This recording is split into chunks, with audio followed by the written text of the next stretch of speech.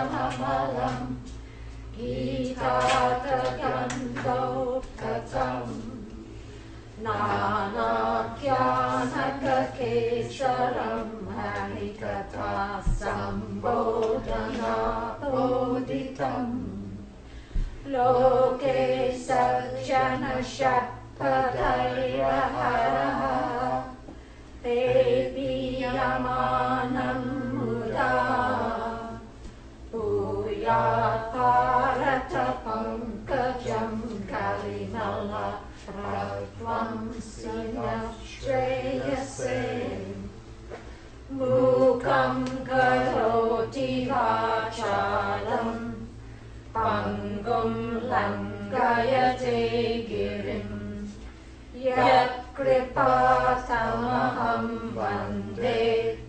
Paramanandamadhavam Yam Brahma Varunendra Rudra Marutaha Stunvanti Divyai Sarvai Vedai Sangapada Kramopanishadai Gayanti Yam Samaga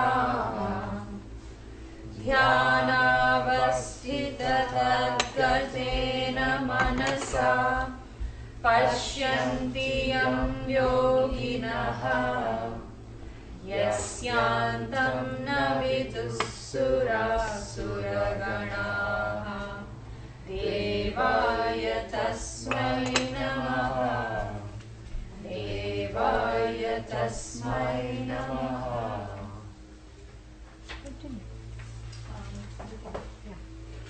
Tridiyodhyayah Sanjaya Uvacha Tam Tata Kripaya Vishtam Ashrupurna Kuleshanam Vishidantamidam Vakyam Uvacha Madhusudana Sri Bhagavan Uvacha Kutastva Kashmalamidam Vishame Samupashtitam Anarya Dushtamaswargyam Akirtikaram Arjuna Klaibyam Masmagamaf Partha Naitatvayupapadyate Shudram Hridaya Daurbalyam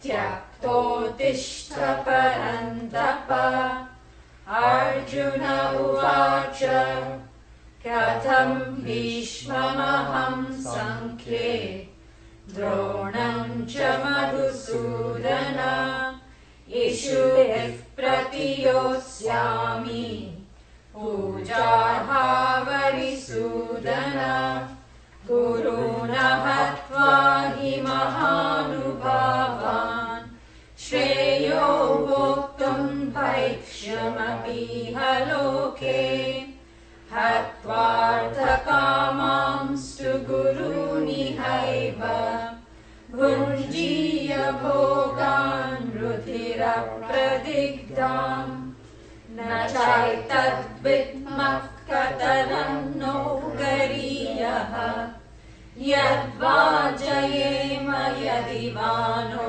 Jayeyuhu Yaneva Hatva Najijivishamaha Devastita Pramukhe Dhartarashtraha Karhanya Doshopahata Swabhavaha Pricchami Tvam Dharma Sammudha Chetaha Yakshreyasyam Nishchitam Gruhitan Me Shishyasteham Shadimam Tvam Prapannam Nahi Prapashyami Mamapanudyat Yakshokamutchoshanamindriyanam Avapya Bhuma Vasapatnamridham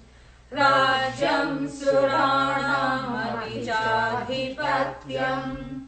Sanjay उवाच एवमुक्त्वा ऋषिकेशम् गुडाकेशः परन्तपः न योऽस्य इति गोविन्दम् उक्त्वा तूष्णीं बभूवः। तमुवाच ऋषिकेशः प्रहसन्निव भारत सेनयोरुभयोर्मध्ये विषीदन्तमिदं वचः। श्रीभगवानुवाच अशोच्यानन्वशोचस्त्वम् प्रज्ञावादांश्च भाषसे गतासूनगतासूंश्च नानुशोचन्ति पण्डिताः। न त्वेवाहं जातु नासम् न त्वं नेमे जनाधिपाः। न चैव न भविष्यामः सर्वे वयमतः परम्। देहिनोऽस्मिन् यथा देहे कौमारं यौवनं जरा तथा देहान्तरप्राप्तिः धीरस्तत्र न मुह्यति। मात्रा स्पर्शास्तु कौन्तेय शीतोष्णसुखदुःखदाः आगमापायिनो नित्याः तांसि तितिक्षस्व Bharat.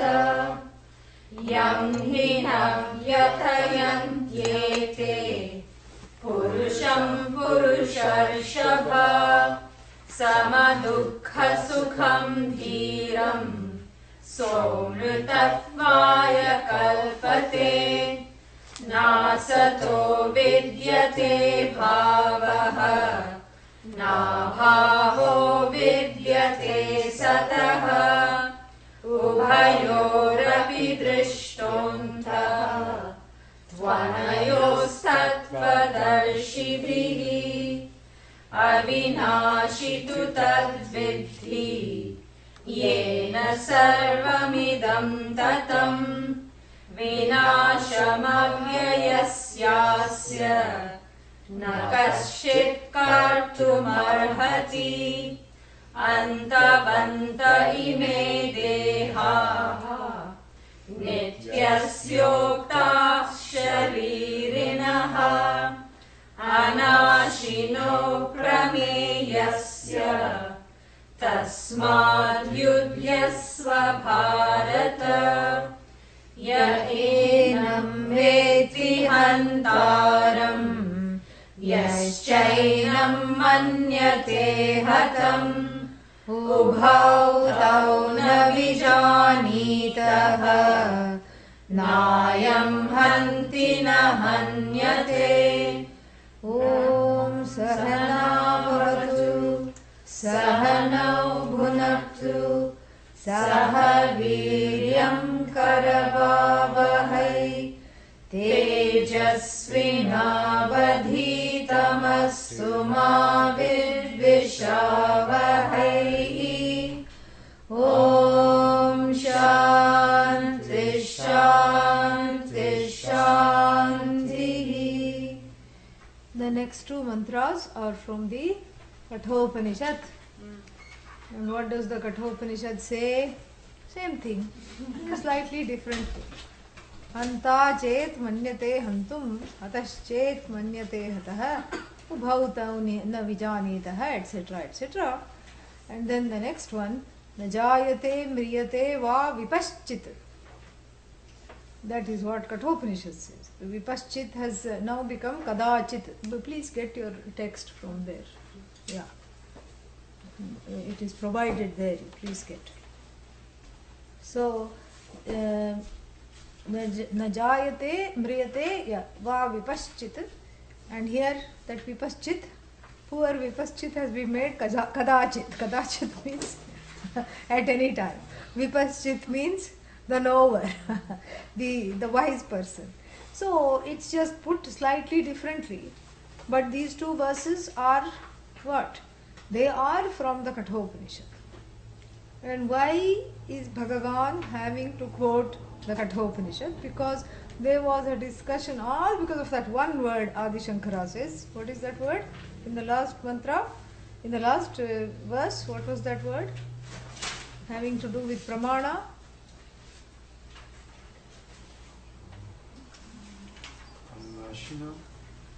No, having to do with pramana. What sounds like pramana in the last word? Aprameya. Aprameya, not an object of pramana. And even it's not an object of Shruti. Being self, what? Self-evident. It's not even an object for the Shruti to establish. It's already established. It is about the already established Atma. There are so many problems, and those problems are going to be warded off. And what are those problems? Shoka, Mohadi. Shoka, Moha, Bhaya. These are the problems.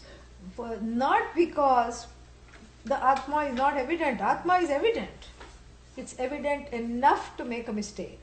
Just evident enough to make a mistake. I am. Are you here? Yes. Don't ask the next question. Who are you? Oh, give me a box of Kleenex first, then I will answer the question. How much time you got? Then I will tell you. What are you? Oh, my life story is very complicated. I've had a hard life. Shall I begin with this life or last life? This is the question. And so, therefore, that is where the mistake happens. The self-revealing Svata Siddha I has gone, is free enough to come to wrong conclusions about itself. We saw that yesterday. And then what happens? As a result of that, the person suffers from these myriad of samsaric tendencies such as shoka, moha, bhaya, all these problems. Now, since that word aprameya was used in the last verse, and what is that aprameya? How does Shruti establish it? That which is not even established by the Shruti. And now Bhagavan Krishna wants to bring in the Shruti, Adi Shankara says, just as a witness of him being Bhagavan. Because who else will Bhagavan? You can quote Bhagavan, but who will Bhagavan quote? Bhagavan has to quote Bhagavan. So he quotes himself from a different context. He says, as mentioned above, earlier, and he does this a lot in the Gita. Suddenly he'll quote the Upanishad. Sometimes without quoting the Upanishad, he quotes the Upanishad. Like in the beginning of chapter 4. Or even in the beginning of chapter 3. In the beginning of chapter 3, he says, Loke asmin dvividha nishtha maya prokta. I have already taught you that there are two lifestyles, committed lifestyle. When did you teach? Pura, long ago. Where? Ishavasyopanishadi. In the Ishavasyopanishad, the two lifestyles first come there. So he says, I already taught you there. And then in the, chapter 4 also he does some number and he says, Bahuni me vyatithani janmani tavacha Arjuna. And then he says, you don't remember all of this. I remember everything. I know everything. I was there before. Then he says, how can I treat you? We know that you were born under Rohini Nakshatra. This Krishna's birth star. We know that you were born here. We celebrate your birthday every August. And then, it's called Janmashtami. And here you say that I was the witness of creation. How to do this? What are you saying? You say Pura Prokta. Pura, you were not there. What's his name? Arjuna calls him on it. But this is again to iterate what? That the Krishna of the Bhagavad Gita is not a human being teaching. It is Bhagavan. Whether you regard him as Bhagavan or not, he regards himself as Bhagavan. That is what is the most important thing of note here. And then, so therefore, he brings in to stand as witness what he is saying about the Atma thus far is the very same thing said by the Shruti. And he quotes Kathopanishad. Why? Because that was the book he had at hand. Other books were high up on the shelf. This was right there, so he just grabbed the Kathopanishad. Yes? No. Why? Why does he quote Kathopanishad? Why not some other Upanishad? It's about how discipleship. No, not necessarily. It has Kathopanishad has lent itself, it has heavily influenced the Bhagavad Gita. It actually lends itself to the Gita in so many ways, not just these two verses. In so many ways, it lends itself. And primarily also because the Ratha Kalpana, what is Ratha Kalpana? The chariot imagery. And here also we have the chariot imagery coming to life. Krishna, as we saw in the story, what does he do? He becomes the Sarathi, the charioteer, the driver for Arjuna. And the 5 horses are the sense organs that keep wanting to graze on exotic grasses like arugula and alpha, all these things. And then what? The reins.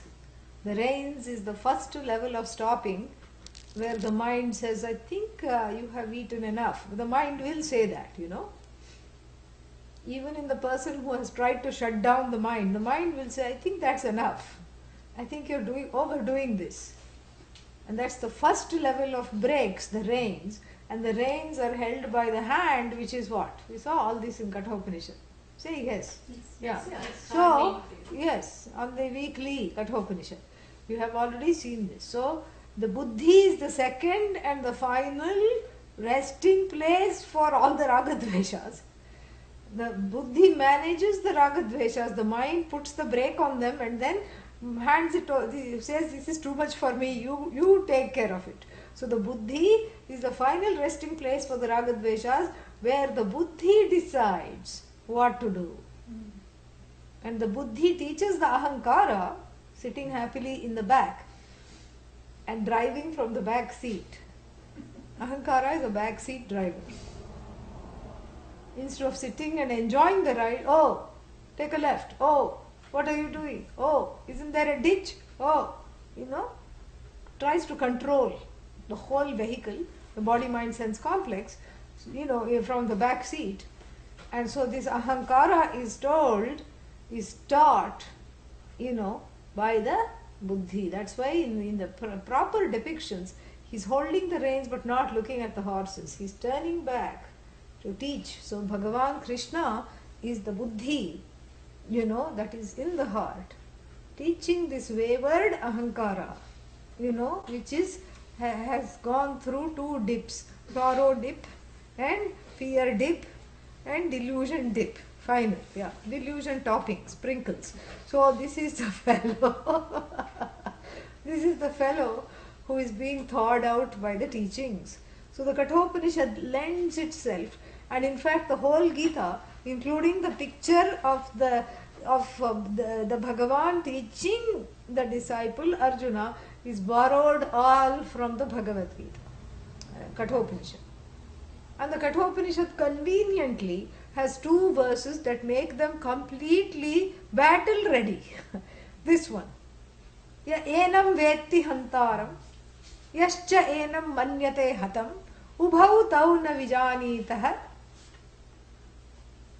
ubhau tau na vijanito, nayam hanti na hanyate. Hun, to kill. You can add a T, hun, to hunt, hunt down and kill. That's how to remember. Hun means to kill. You know? And so, these two verses about have to do with killing, birth and death. In the Kathopanishad, is there any battle? No. Yet that verse comes. Let us see the meaning and then we'll look at it from the Kathopanishad and also from the standpoint of the Bhagavad Gita. Yaha, the one who, veti, with second conjugation, to know, veti, yaha, enam. Enam is who? The one that was prakritam, that was discussed in the last one as sharirin, who is in the sharira, not the sharira. The truth of the sharira. Who is the truth of the body? Atma. Yaha enam atmanam veti. Katham veti? Hantaram iti veti. Hantaram means the hantr. What does trich mean? Han plus trich. What is that? ER. Yeah. Agent. How do you make it into an agent? So kill plus agent, killer. Yeah. Hantr, hanta, hantarau, hantaraha. Second case, hantaram. Yaha enam, one who knows this Atma as a killer. Veti, yahacha. Yahacha means it may be the same first yaha or it could be anyapi, anyakopi, some another yaha. One yaha says Atma is killer. You know, and another yaha says yaya and says no. Yaha, the second yaha says, what does the second yaha says? You know, yaha enam veti manyate considers man, fourth conjugation, considers hatam, already dead. So who is saying that? The one who is alive. The Atma is saying, the one who is alive is saying the Atma is dead. How many Atmas are there? We saw last time. One. So when you say, when someone says Atma is dead and they are alive to say it, that means it's not correct at all. So the one who says the Atma is the agent of killing, and if the Atma is killed, hataha, already dead by some other hand, because hataha is not just mritaha. Hataha is mritaha with a vengeance. So someone has actually acted upon this Atma to kill, to put it out of existence, literally. And so now here in the first yahaveti hantaram is in the sense of agent, and hatam is in the sense of Second. object. Not second case. Past passive participle. Gone. Killed. Killed means object. In the sense of object it is used. So, ubhau tau, they both, tau, they, ubhau, both, poor things, they don't know. Na vijanitaha. And what do they not know? The truth of this Atma. Na ayam hanti. This does not kill. And then what? Na hanyate. Na hanti. Na hanyate. It's not killed. It doesn't kill. It is free of either being the, either being the object of killing, and na hanyate, it is not killed, it is not killed by anybody either. Passive, hanyate. So it is not killed and it is not the killer. This, this is what the Kathopanishad also talks about. And in the Kathopanishad there is no context of a war. There is no Kurukshetra in the Kathopanishad. it's a very peacetime teaching. It's not a wartime teaching. Here, in the Kathopanishad, there is just, Nachiketa listening to this, that's all. There is no battle, there is no war, inner war, outer war, nothing is there. And unlike Arjuna, Nachiketa is difficult to relate to by the mumukshus. Because, that much vairagya to have, it is kind of intimidating. But we all love Arjuna. He asks the same questions that we do, and he is eminently fallible, falls all over himself, doesn't understand, and then doesn't let go, keeps asking the same thing again and again. And we are familiar with that. Because if you analyze some of the satsang questions, they are the same ones. Not only the questions are the same, the questioners are also the same. The same people ask the same questions in a different context. Yeah, they just change the flower arrangement a little bit. Maybe the chocolate prasad is different, and then the questions are the same. So that's why we love Arjuna. So the context is very different. There, Nachiketa, serious student and didn't want anything at the age of 8, and he had not seen anything. He was able to give up everything without even seeing it. He said, I have seen enough. Here Arjuna keeping on arguing with Bhagavan and wanting this, wanting that, and so many things. So the context is very different. But Bhagavan seems to see that these two verses were made for the Bhagavad Gita. Why? Because it speaks to the battle,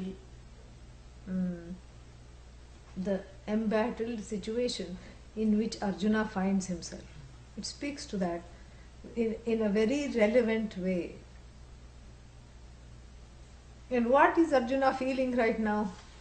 I am the killer, potential killer of Bhishmadayah. Bhishma, etc.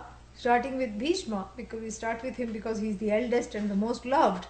And starting with Bhishma, I am the one their lives are hanging in my balance.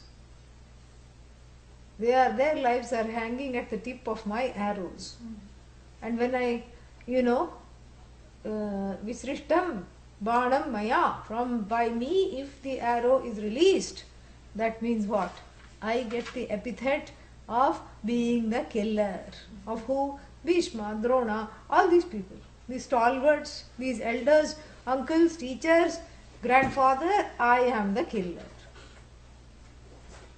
And in addition, his depression, in addition to being depression, seems to have some roots in this feeling of guilt. What is guilt? Kartritvam. Guilt is kartritvam. Doership is guilt. When one suffers from one's own omissions and commissions, it is called guilt. What is one's own omissions and commissions? The identity with one's own commissions and commissions. I am as good as what I have done. This is what the Upanishad says. Kimaham sadhuna karavam. Why didn't I do the right thing? Kimaham papam karavam iti. Why did I do the wrong thing iti? This is what Upanishad says. This is the lament of the one who has, who needs this knowledge. This is the person who needs the knowledge, not someone else, Because if one is ignorant of ignorance, then you don't need this knowledge. You can't enjoy it either. And who are those people? We have talked about them before. Those that go from malls to balls. Yeah. Those are the people. How do you spell mall? M-A-U-L. Mall. Because you go there and get mauled out of your money. This is what it is. So those who go to malls and balls, they don't see that there is anything even wrong. And they in fact come and tell you, what's wrong with you? You keep, going to classes as though your life, it is your lifeline. As though your life is depending on it. And that too, how many classes every day? What's wrong with all of you? Come, one class, if you miss, what will happen? Nothing will happen. No, actually nothing will happen. You'll keep missing more, that's all. So, that's what will happen. But, so the argument is, that what is your problem? This is what it is. So many times people who come to the ashram have been asked, when I was in Georgia, they were asked this a lot of times. You are happily married from what I know, one person was told.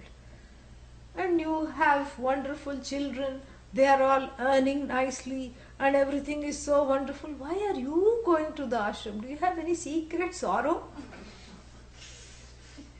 That's the idea, that's the wrong thinking. That you don't have any reason to be sad.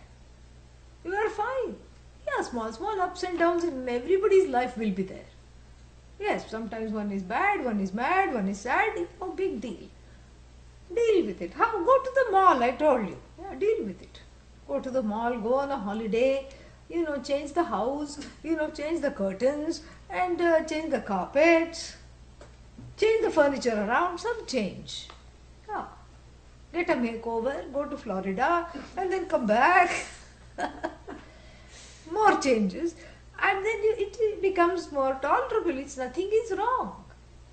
The problem is not with me. The problem is with a neighbor. The problem is with you.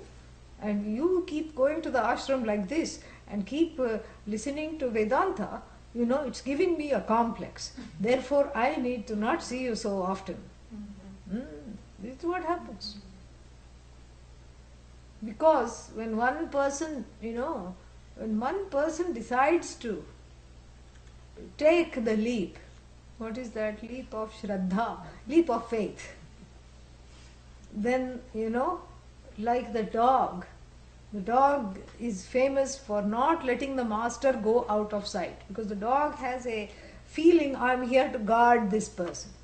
The master doesn't feel he or she needs to be guarded at all. But the dog is convinced, I have to sit right in front of, make sure that they are right in front of me. Because in the last life, the last word that the dog heard before its death in the past life was stay. And that has that has stayed with it. Even in this life, that vritti of guarding the master just stays there. And if you have 3 or 4 dogs, I don't know why, but if supposing someone has 3 or... Just now when I came down, I saw somebody walking 4 dogs at once, two in each hand. So if you have 3 or 4 and all of them are sitting, imagine.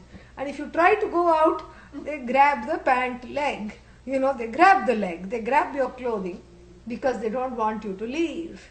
This is how dogs are. And this is a kind of an upalakshana for samsara. The dog. Yeah. It is upalakshana for samsara. Benign. Loyal. Correct? The dog is benign, loyal, harmless. Takes its loyalty over seriously to become codependent because of that loyalty. And then holds back the person who is wanting to go on their own, path. So the samsara is dogged like this. Yes. If one person goes and starts to study this, everybody else, starting with the family members, first the blood pressure goes up. And then the barometer goes up. Then the temperature, mental temperature, emotional temperature goes up. Because the feeling is, this is exactly the verse that no one wants you to study. This one. Yeah. This one alone. Other things they're not worried about. Go learn about dharma. Go learn how to, be a good spouse. That will benefit me. Go learn how to do your duty. Go learn how to do your duty. That will also benefit me because I am your duty. And go learn how to, how to make more money. That will also benefit us. So things like that you go learn about dharma and, some puja, all these things. That's why ashrams that teach puja are very popular. This is the place everybody can go get some blessings and some, blessing Amma will be there, or Appa, whoever it is, and Baba, somebody will be there and they will bless.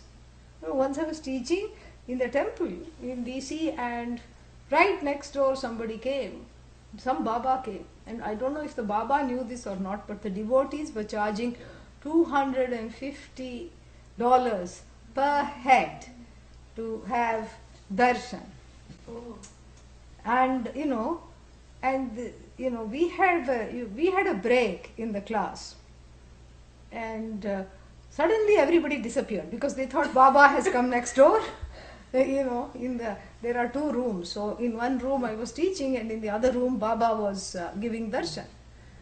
I don't know the name. And so everybody in the break, usually they just hang out, have tea, go do darshan upstairs. But here something new had come. Everybody rushed over there. And I said, where did everybody go? Usually people sit and ask questions. Where did everybody go? Oh, next door Baba is giving darshan. I said, theek hai, let them get blessings and come back. Then everybody immediately came back with long faces, angry faces, really upset. I said, what happened? Did you not get darshan? No, he's charging. They are charging $250 even to look at him, to go in and even to go inside the room. And if you stand outside and try to look at him, they shoo you away from there. So you see, such things are very popular. Some puja, yajnas, very popular for the, if you want to know why they are popular, catch up with the morning, today and last weekend morning classes. They'll tell you why they are popular. Because they are all focused on ends within samsara. And they are all focused on ends, where the agent of action is kept in place. The jnata, knower, pramata, the karta, the bhokta are kept in place. And with them in place, then the other things can just be a little bit of moksha. You sprinkle moksha. Like, chutney powder, That's what it is. You can't have too much because it's full of salt and spice, and it's concentrate. So moksha is like that. It's very concentrated. You can only tolerate it in small amounts. And so keeping everything status quo. And what is the status quo? Nothing in my life should change.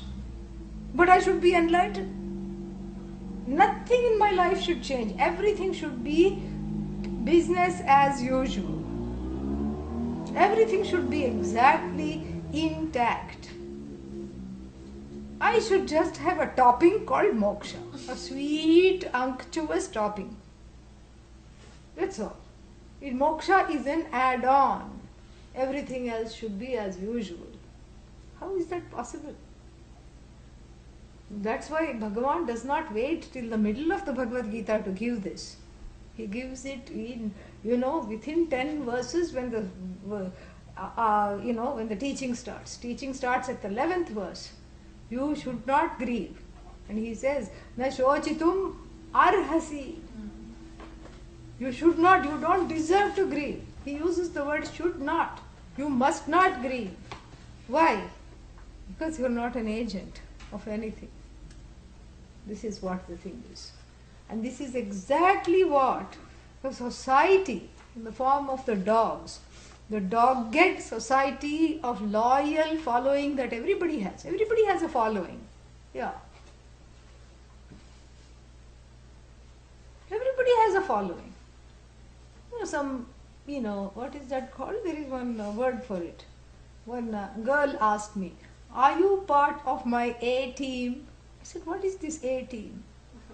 A team is the people that you call in an emergency and they will come no matter what, close to you.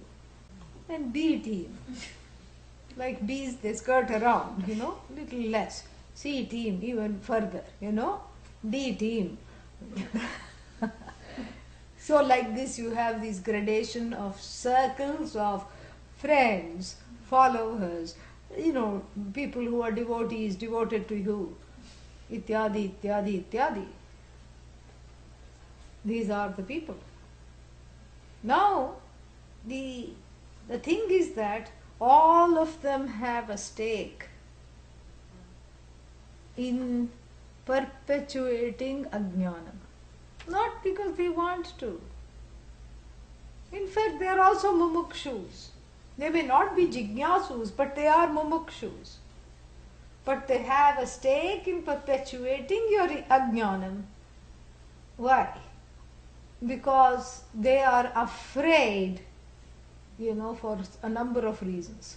Some of them know exactly what it is and they are afraid you will get ahead. That they will be left behind. Some of them don't know what it is, but still they are afraid because somewhere deeply they are strangely intuitive and they say, oh, this sounds dangerous. This has overtones of danger. And yet others, they don't know what it is, they don't want to find out, but they are not interested in it and they are hell-bent on not letting you be interested in it either because they are bored without you. So they want you to be sitting there, Yeah, that's all it is. I can't enjoy it, so why should you enjoy an activity that I can't enjoy?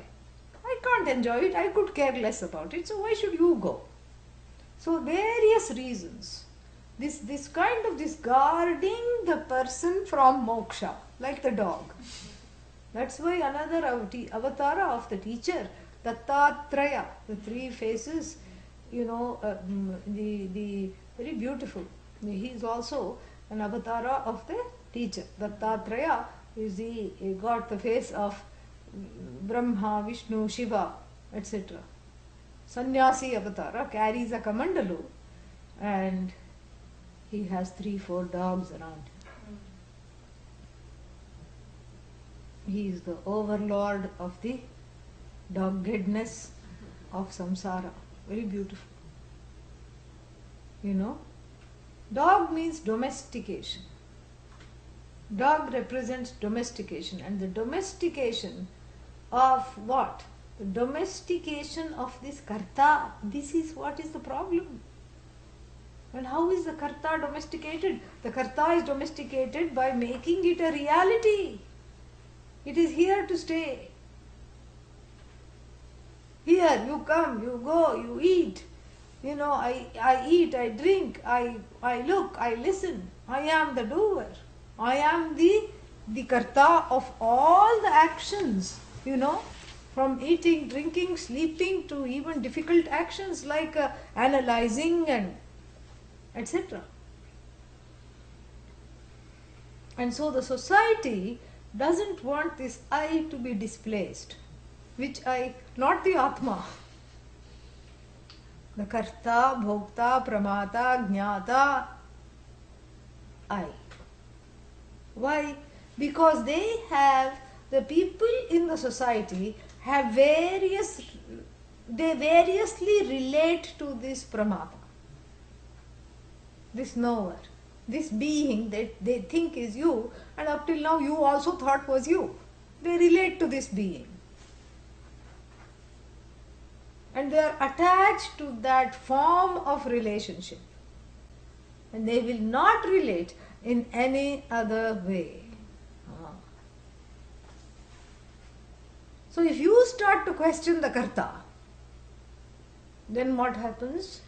Their world gets destabilized. Their world includes you. That's what each one's jagat. Their jagat includes you. Your jagat includes their body, mind, sense complex. And not just body, mind, sense complex with ahankara, the cherry on top. Yes. This is what it is. So that's why this verse here gains a, is very important, gains a greater salience in the light of this discussion, both in the Kathopanishad and in the Bhagavad Gita, because this is the crux of the teaching. All other things, self-shining, Atma, and Atma is, what is that, Satyam, Jnanam, Anantam, all that is wonderful. But it boils down to what? From the Tvam Pada, from the standpoint of where I locate the I, what is this I? And the I is hitched its ratha, its wagon to the doer. And here it is negated. You are not karta. This is half the problems in life.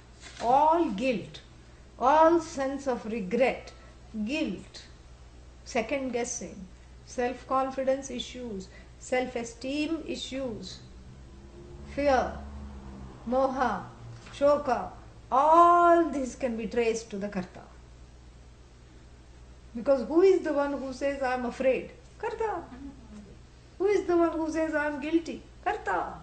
Who is the one who says I have regrets? Karta. All can be traced to the one who owns up the actions. How? It's okay to own up the actions.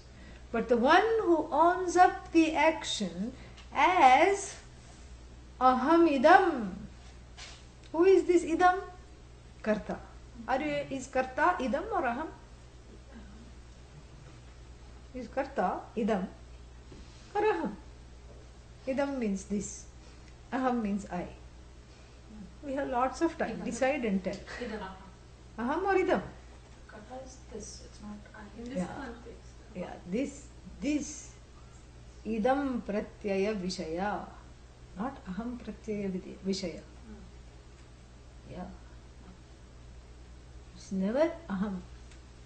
If it feels like aham, we have to first to see that it is not. Idam. Why? Can you observe the doer or not? Can you? Yes.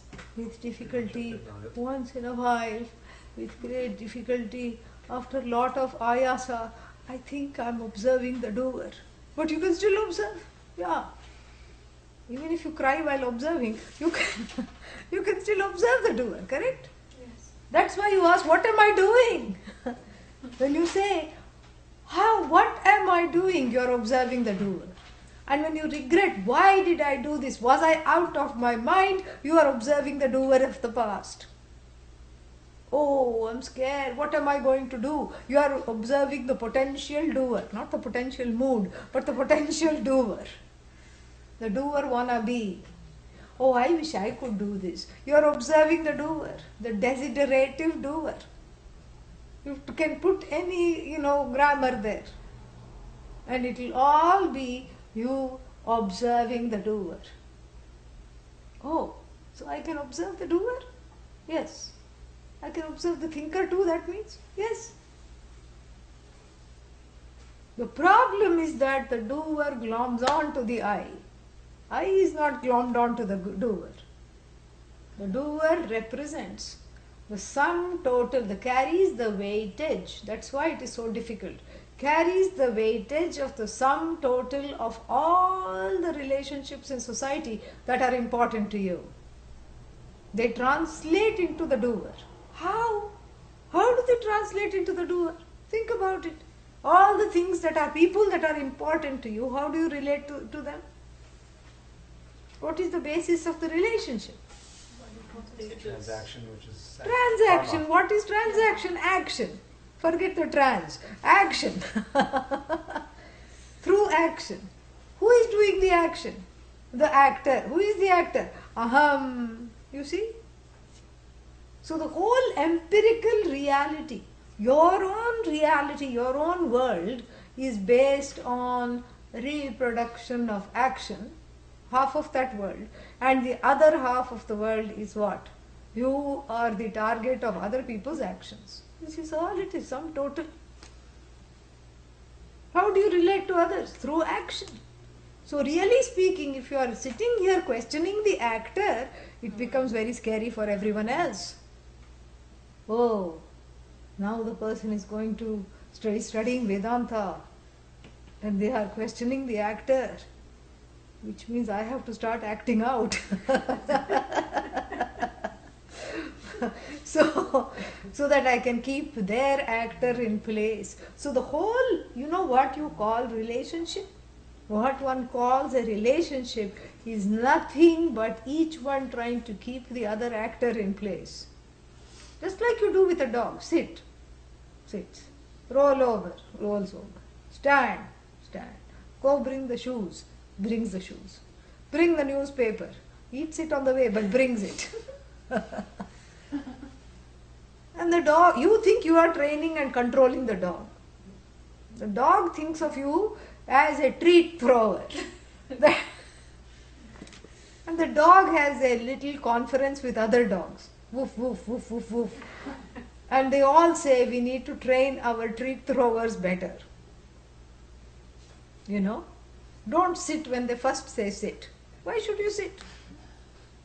Let them say 3-4 times, let them give the treat before, then sit. And if there is no treat in the hand, don't waste your time sitting. Let them go get it. So who is training who? Who is training who? Are you training the dog or is the dog training you? Cat, let's not even bring the cat into the picture. The cat thinks of the human being as a extra large automatic can opener. You know, that's all it is. There's nothing else. At least dog, there is some transaction.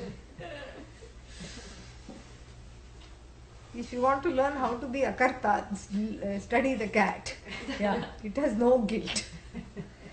Zero guilt.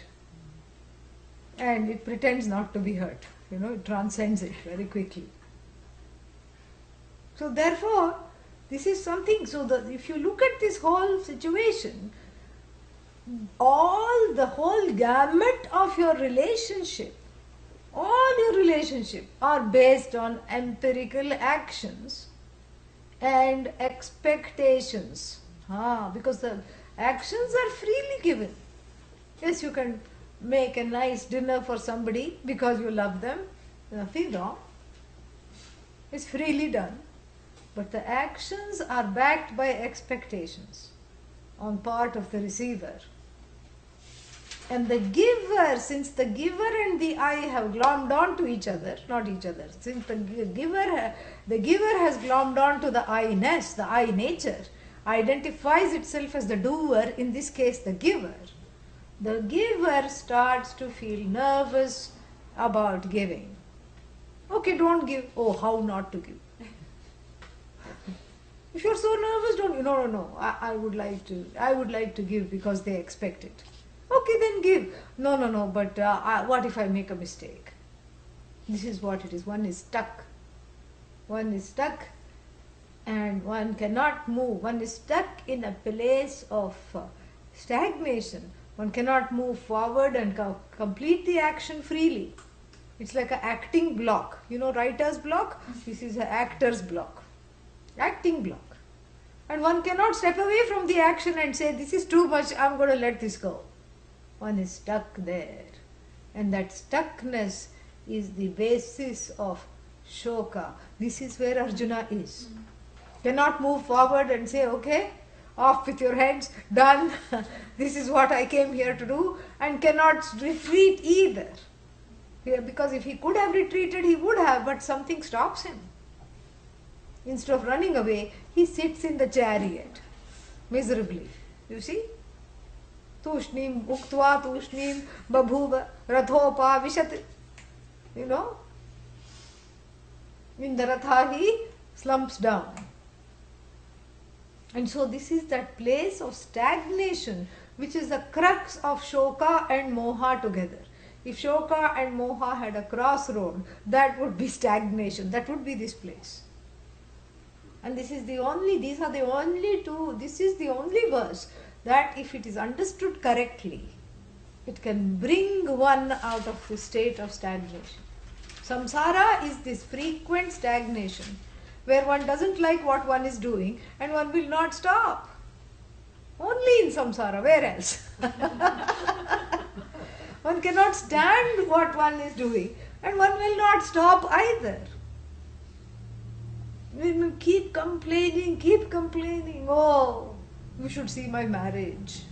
Oh, you should see my children. Oh, they don't listen to anybody. They happen to be 49 and a half, but that's okay. You know? Indian parents, they don't listen to anybody. Oh, horrible. My house is terrible. My job, horrible. The pay, terrible. The boss, disgusting. The work hours, grueling.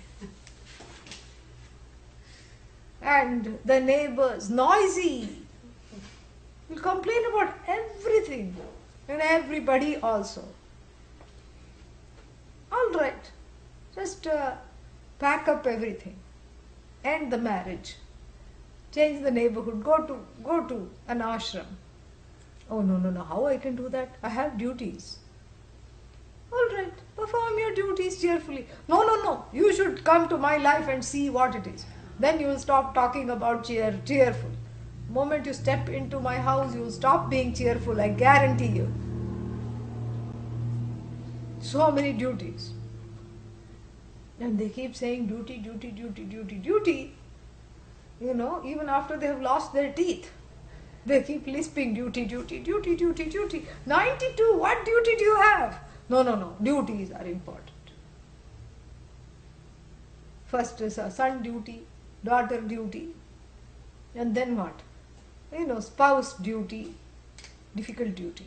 And then father duty, mother duty, neighbor duty, friend duty, employer duty, employee duty, duty, more duty, even more duty. And then what? Grandfather duty, grandmother duty, slowing down. And then what? Great grandfather duty, great grandmother duty.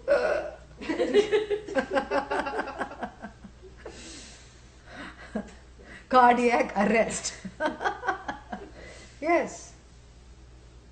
But the duty sense never goes. This is in the Vedika life, but it's not any better in the West. It's the same. Human beings are same everywhere. Yeah, everywhere they are the same. That's why this is universal. Don't think that, by migrating to China, there will be no kartritvam. There will be Chinese kartritvam.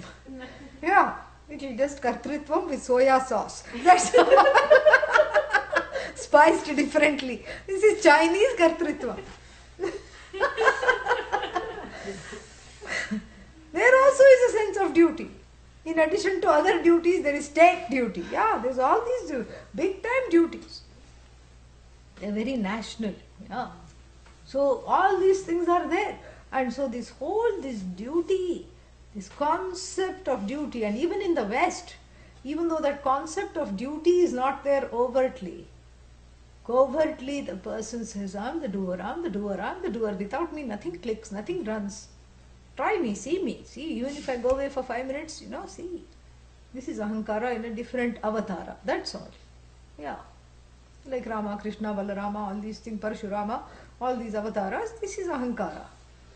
Ahankara in a different, Amerikara, that's all it is. American Ahankara. Yeah, I did everything very well, and I'm the best, east or west. And nationally this Ahankara operates like, we are going to show those uncivilized people over there. We are going to bring democracy to the whole world, as though we were waiting for you to bring. The Greek had it, even before you could say goo goo gaga, Yeah, even before you were born. Even as you were just sucking your thumb, great civilizations like Mesopotamia, Greece, etc., Indian civilization, all these civilizations had, like the Indus Valley civilization had internal plumbing. They are finding out. And they had multi-story structures. They had internal plumbing and attached bathrooms. When? 10,000 years ago. And here the person thinks, oh, we know how to build attached bathrooms. Yeah. Big deal. Stop being so attached to your bathroom. Then we will see if there is some progress. So here there is another different kind of a doership. This is what is called the Protestant work ethic. That is the doership. Yeah, everybody made noises. So you understand what I am saying.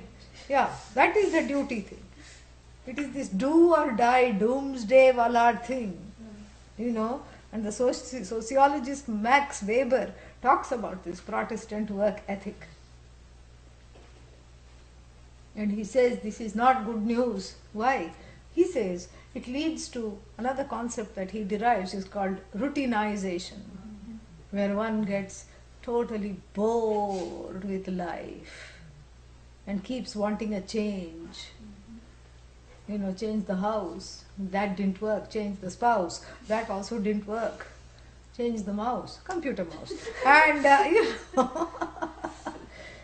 and still one feels like a louse. What to do, after changing everything, one is still feeling bad.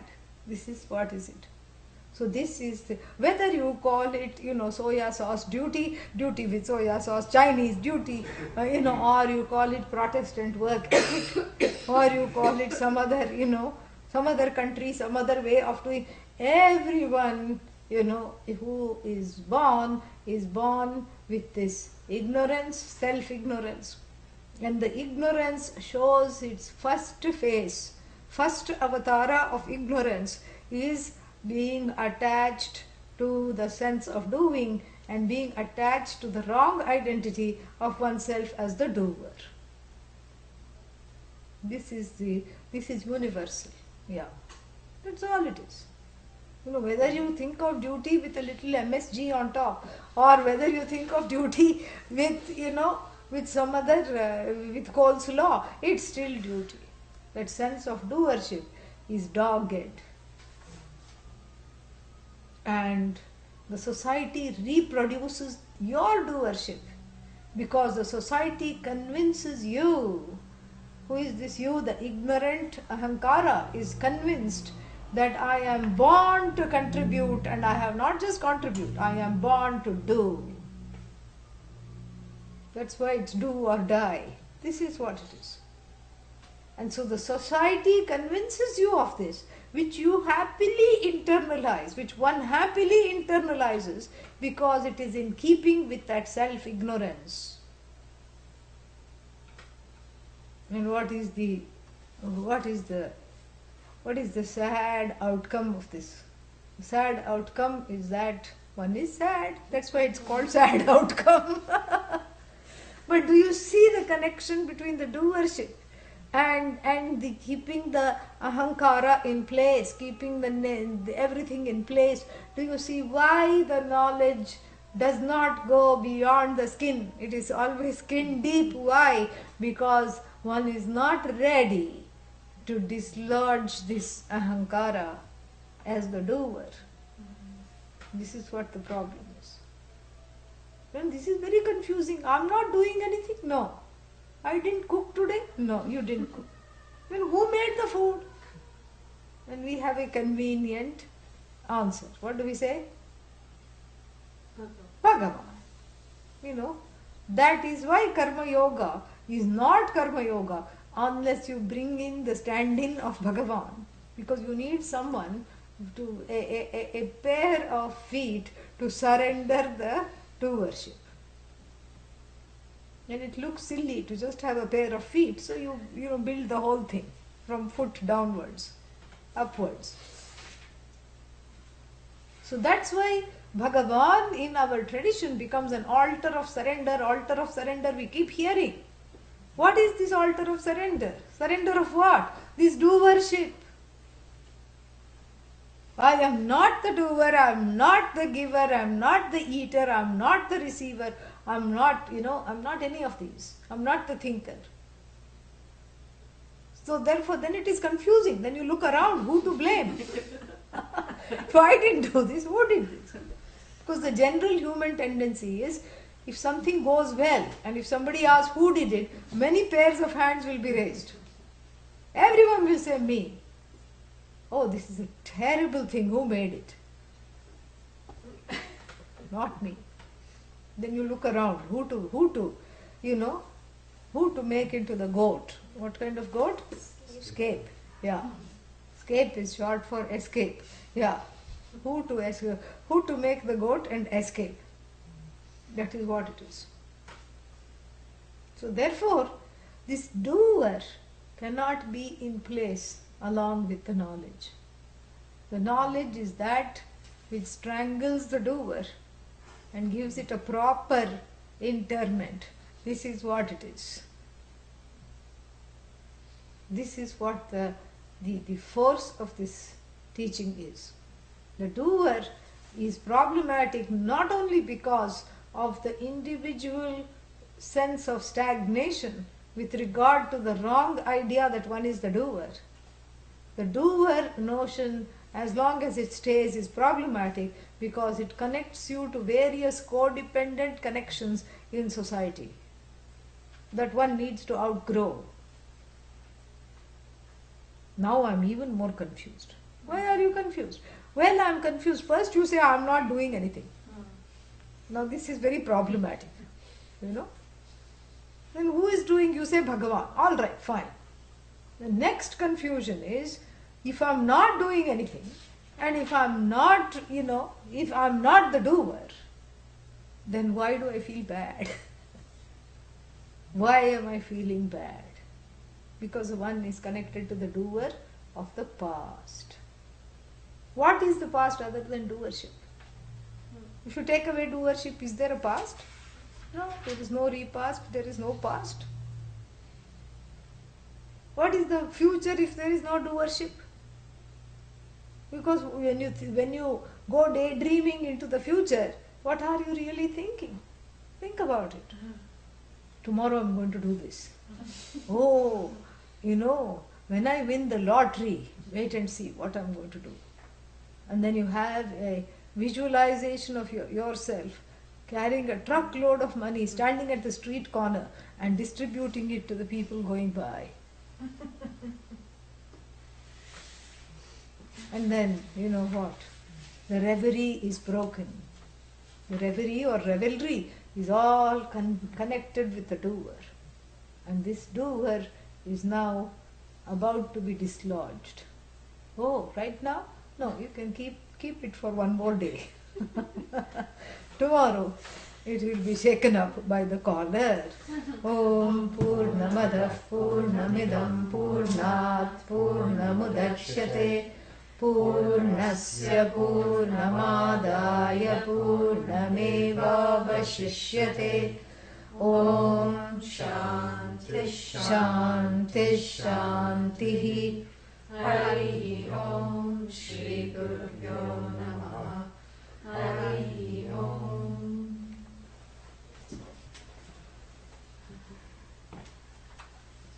Fun, no? Lots of fun. Yes. Yeah. Swamiji.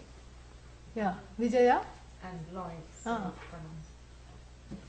So isn't that another way of shirking responsibilities? I mean, I understand that one should not feel like a doer, but Yeah. Vyavaharically one does something Yeah. out of line, suppose. Out of? Line. Yeah. Or Yeah. from the lowest possible Right. misdemeanor to something really wrong. Then one can just wash hands off and say, I'm not the doer. Yeah, that's why we don't teach this to people without dharma. Dharma, that's why moksha is the final purushartha. What comes first? Dharma. If you teach this in prison, Gita in prison, first you have to teach dharma, then you can go to teach Gita. Otherwise this will be there. For every person who is a serial offender will feel very thrilled. I am not the doer.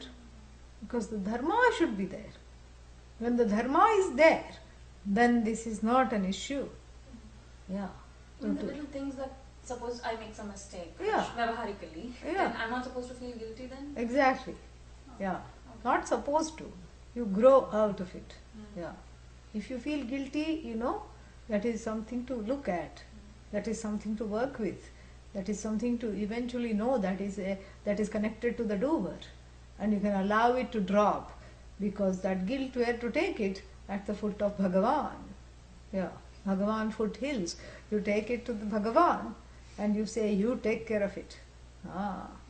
That is why we need an overdose of Bhagavan in the life.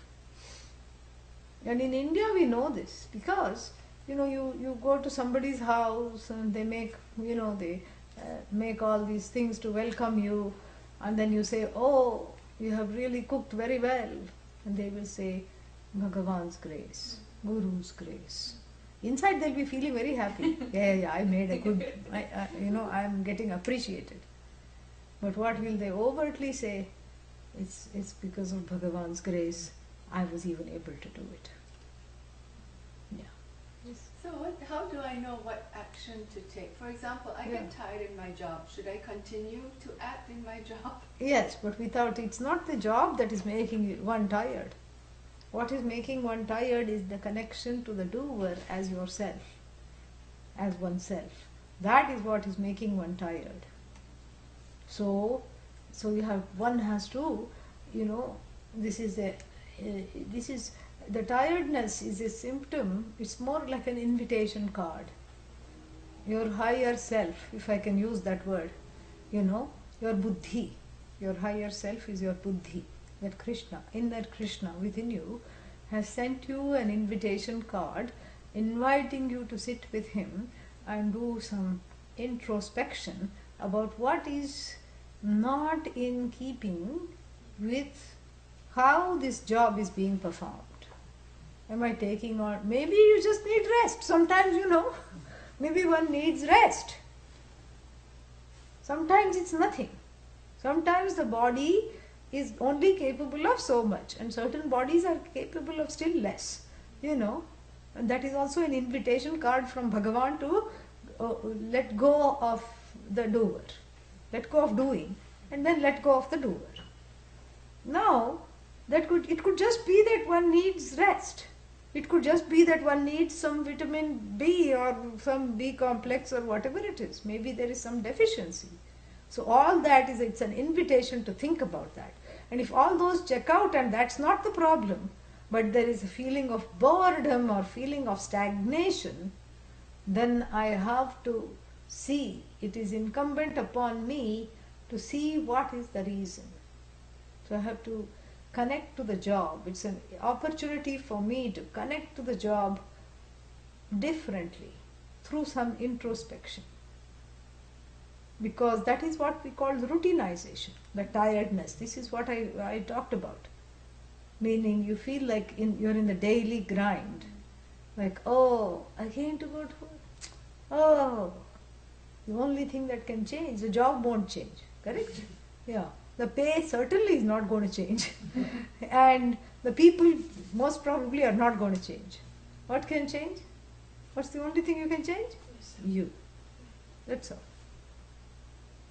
So that's why one is advised in the Bhagavad Gita later on to do every job as an act of prayer. And in prayer, one makes sure, you have the ghee lamp, you have the or candle, and then you have the light, and then you have the incense. You sit down quietly, you wash your hands, you're clean, you do pranayama, inner cleansing happens, and you sit quietly, and then you let go of all the whole day outside, or if you're thinking about what's to come ahead, you let go of that. And then from that place, you say, Namaha, I invoke you. Very carefully you say Namaha. Very carefully you bring everything together, and then you do an offering. You may put flour, you may put some dried nuts, fruits, whatever you have. It is called puja. The job, when it becomes puja, the doer dies. Doership dies. The job is converted into a daily prayer. So it's not that I pray on the job. I do the job prayerfully. It's not about what you do. It's about the attitude in which every job is done. So then prayerfully means with great care, with great attention. And it's not easy. It's not easy to put that attention. It's not easy to be mindful. It's not easy to learn to like what you have to do. But it's the only other option because there is no other option. Because you can't always do as you like. So you have to learn to like what you have to do. What one has to do, one learns to like, one learns to love. And it's a process. But delineating the separation from the doer, whenever there is stress, whenever there is fear, whenever there is stuck feeling, stagnation, whenever there is second guessing, know that the doer is in charge. And observe the doer. Let the doer sit and give the doer a pill called the chill pill. Yes. Chill the doer out. Stick the doer in the freezer and thaw them out slowly. That is why we are having this, because we are not expecting that as soon as we hear this verse, that all the doership is going to drop. That's not the idea. It's not that you stop doing. You stop identifying as I am the doer. The ahankara is lightened of the burden of doership. It's not that the ahankara is banished. No. The ahankara is lightened of the burden of doership. Burden of doership means identified with the doer. And when that happens, you can do many more things without getting stuck, without getting stressed. And so the fear of the society that you'll stop doing because you listen to this verse is really, unsubstantiated. It's just a fear. Nobody will stop doing. You'll continue to do. But in fact, you'll be more efficient. One will be more efficient. Because there's no, what is that? Raga Dvesha is pulling one for attention. Fear, stress, moha, all these things are not there. Tying one down. My own expectations of myself, other people's expectations of me, all this is what keeps the doer in place. So first the doer is offered to Bhagavan. You are the doer. Guide me. Be with me. Help me. This is what one, slowly it drops.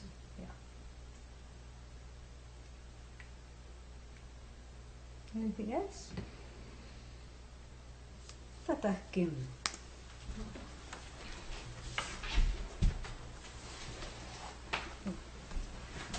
Major Govindam is at 6? 6 o'clock. Wonderful. Very nice. Same thing. Same thing? We'll Means? do the same thing. What we've just done. Huh? The verse is coming up. Very Yes. much about the relationships. It's Which profound was? relationships. Number 7, I think it is. 6 and 7. I'm not remembering the whole verse. I've got it memorized. Okay. It's about all the family relationships. That will be fun.